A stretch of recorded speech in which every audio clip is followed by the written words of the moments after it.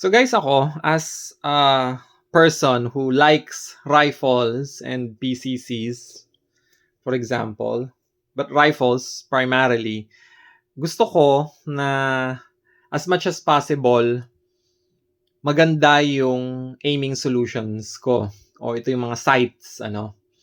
Now, if you are a new shooter, I would highly recommend na lagi kang mag-start sa iron sights. Kasi sa iron sights talaga, mas mabilis kang makakapag-train in my opinion. Tsaka mas reliable siya dahil hindi siya nauubusan ng battery or nasisira or anything like that.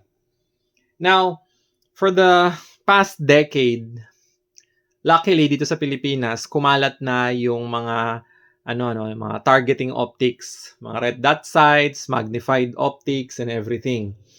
And karamihan ngayon ng mga mabibili mo na mga red dot sights ay dito lalo na dito sa Philippine market mostly ng mga mabibili mo dito ay yung mga tinatawag natin na mga entry level to mid range. Bihira lang dito makakakita ng mga high end gaya ng ACOG or Aimpoint or EOTech. Madalang lang yon. Pero usually yung mga makikita natin dito are the a lot of them made in China. Some of them very good. For example, gaya ng Holosan yun. Maganda talaga yon. Pero karamihan na makikita natin mga red dots dito sa Philippines or at least yung mga binibili ng maraming mga first time gun owners ay mga made in China lang na red dot sights na hindi maganda yung quality, mga pang airsoft lang. So believe it or not, ako nangyari din sa akin yan. Ito yung ito yung UTG ko na red dot sight na binili ko to nung 2018 pa. So 7 years na siya. Okay? And pag titingnan nyo, mahirap makita dito medyo mahirap ipakita. Pero yung niya, yung red dot niya, nag-split na. Pag tinitingnan mo siya, tingnan mo yung niya, yung optic niya, parang may dalawang dots ka na, hindi na isa, no? Ito yung matagal kong optic na ginagamit sa X9. Okay, so pinalitan ko na siya. Pero ayan, gumagana pa rin naman at nasi-zero mo pa rin naman siya. Hindi siya nawawala sa zero. So okay pa rin naman to, kaya lang yun nga, it's starting to show its age, nag-split na yung red dot. Kailangan ng palitan, So ayaw natin na nangyari yung mga ganito sa red dot sights natin. Although yung ganito naman kasi, mura lang siya. Makukuha mo lang yung mga ganito noon, nung mga around 3 Blue Eagles, okay? Ngayon, marami ka ng options na mabibili gaya ng mga ng mga vector optics na medyo mas maganda doon sa mga lumang UTG.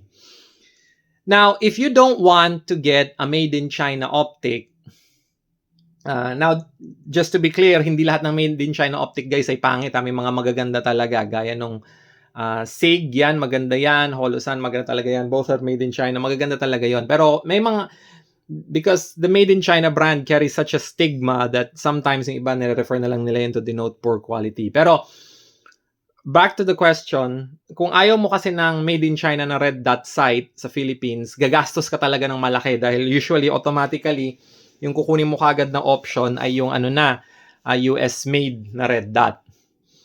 But one such optic na makukuha mo that is, well, believe it or not, made in South Korea is the T3S optic. Okay? So ito, madalang lang to guys, madalang lang to. It took me a long time to find one of these. Now, the reason kung bakit ako naging interested dito sa optic na to is because I found out, a while back na ito rin yung optic na gamit ng ng Philippine Marines natin. Madalang talaga to. Kahit sila very rarely mo makikita na may nakalagay na ganito sa mga rifles nila. Pero ito pwede kang makakuha nito kung magaling kang maghanap talaga ng mga optic, for example sa kung saan-saang store. Ako nakahanap ako ng isang T3S. And let's talk about this. Okay, so the T3S is made by Dongin Optical. This is a South Korean company na nagbibenta rin ng mga optics sa United States. Even in the United States, madalang ang T3S. You usually can only get this through partner distributors and channels, pero usually hindi mo siya mabibili sa mga second-hand market. So anyway, this is a red dot sight na gamit nila. Even South Korean Army, ginagamit nila to. it is almost like their analog of the Aimpoint Comp M4. Okay, so Comp M4, yun yung standard issue optic ng US Army. US military, yun yung gamit nila na red dot sight. Now, that said, ako nakahawak na ako ng Aimpoint Comp M4. And if you're wondering kung alin yung mas maganda, kung ito o yung Comp M4, I would say that I like the Aimpoint Comp M4 a little bit more kasi walang tint yung lens niya. So if you look over here, meron siyang parang bluish green na tint. Kung titingnan mo yung ano natin, yung background natin na plain, tapos ito may bluish green na tint siya. So this is a military grade optic, or at least as far as Dongin listed on their website. I'll have the website posted dito sa video description natin. And what this is, ito meron din siyang night vision settings, may on-off, and ito basically this has 14 brightness settings, and of course night vision compatible, and it's a rare optic that I feel has very good quality, na matagal talaga siya. Tumatagal talaga siya in a sense na matibay talaga. So if you look at this optic, gamit na to, nabugbog na. Kita mo naman na napupudpud na yung anodize niya. This one has a 6061 T6 finish. A 6061 aluminum base with a T6 finish. Tapos, ito yung mga adjustment, yun yung mga controls niya, rubberized lahat. Personally, I like rotating wheel controls over rubberized controls because over time, the rubber can get brittle. I'm talking about mga mga at least 15 years bago siya maging malutong. Pero, ito naman, napaka-supple pa ng mga buttons niya. Talagang, pa talaga siya. Matagal pa to, tatagal pa talaga to. Tapos yung yung mount niya is almost like this quick detach button na may push lock. So ito na this is for the M1913 Picatinny rail. You have to press this, you have to press this button to release it so that you can flip it. So maganda yung quality ng mount niya. To be fair guys, maganda. Tapos one thing that I really like is that it has a steel base for the mounting screw.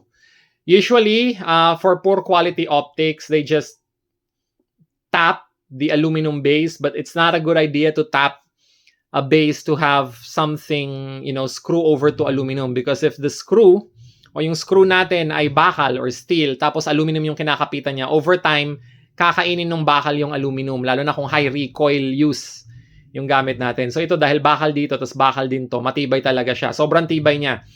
In fact, I have to say that sa sobrang tibay niya, minsan nakakainis tanggalin to sa rail kasi ang higpit niya talagang kumapit. So for sure, it will definitely hold zero. Okay? So this is still a functional optic. It uses a AA battery.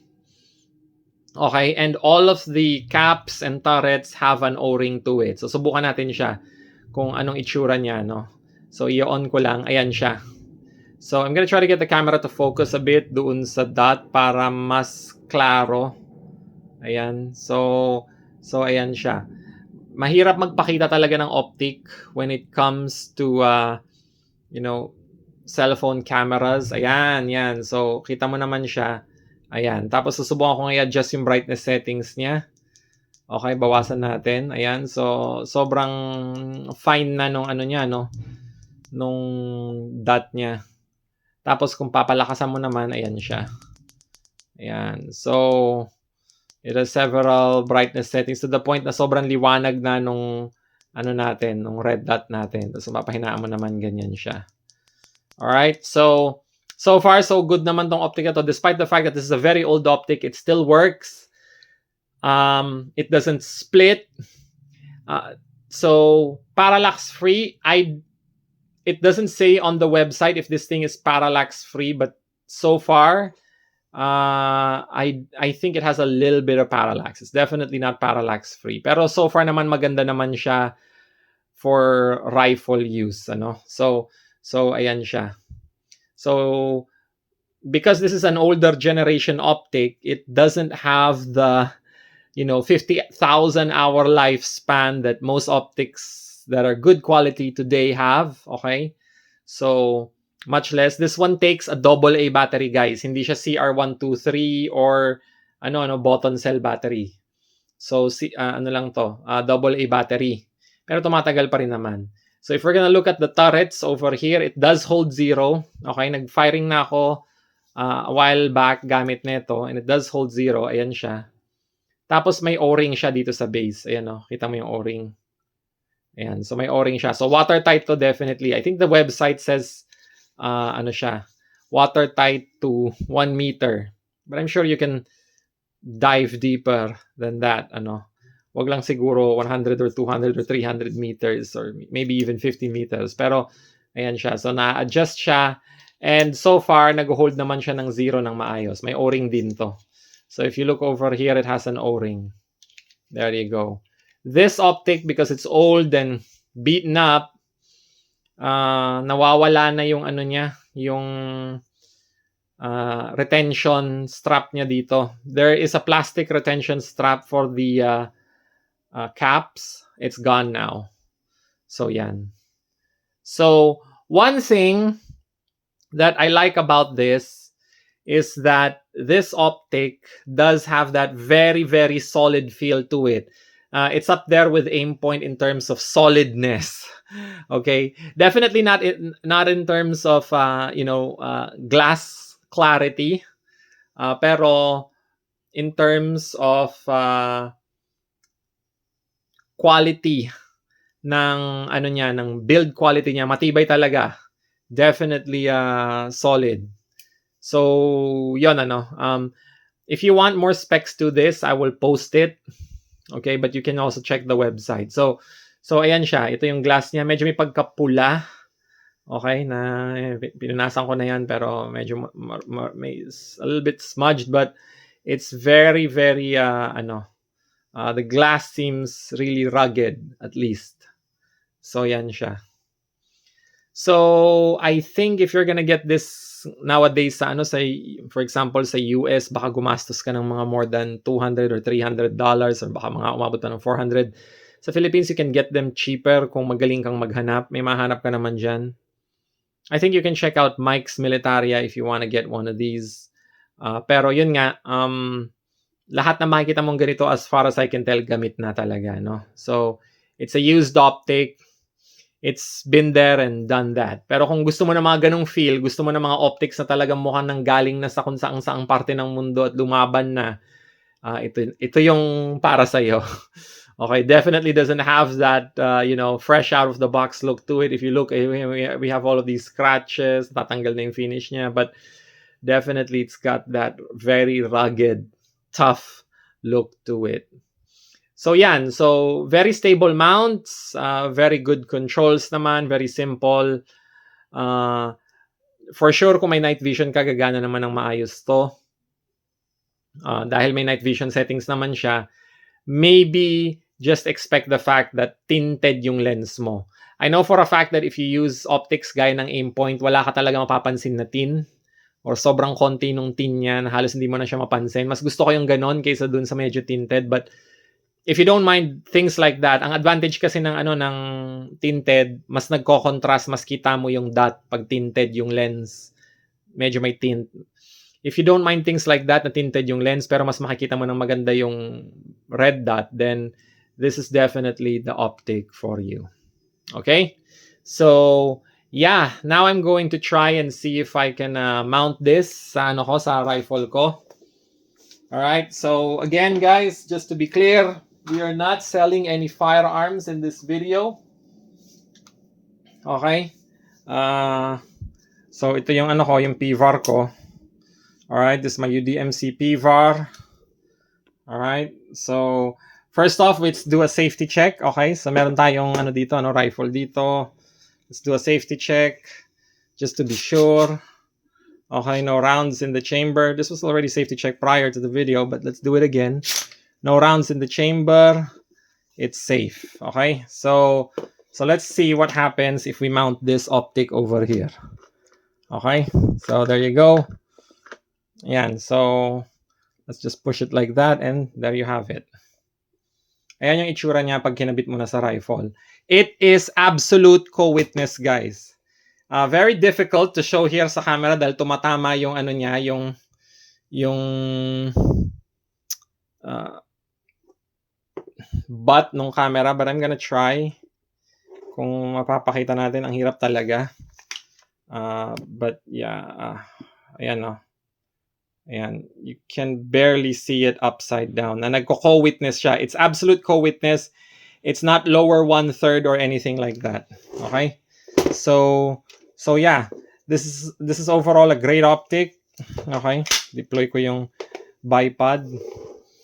Ayan. So if you want an optic that is very tough pero wala kang budget ng pang aim point at wala ka rin pang budget ng, for example, Holosun, if you can find a second-hand one of these and you can get it for a good price, just test it. Make sure na gumagana. Make sure that the controls are all good. The rubber is supple.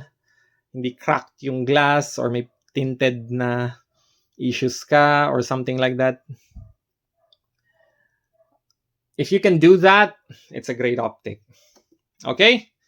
So there you go, guys. Overall, from my perspective, it's a great optic. And if the Philippine Marines uses this optic, then, then I think na okay naman yung yung choice nila.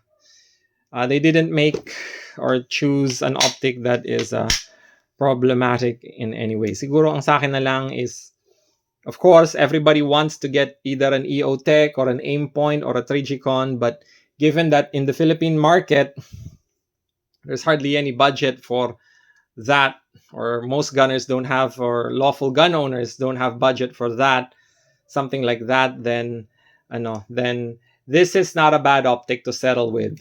This is actually a great choice, especially if ayaw mo ng mga made in China na optics for whatever reason.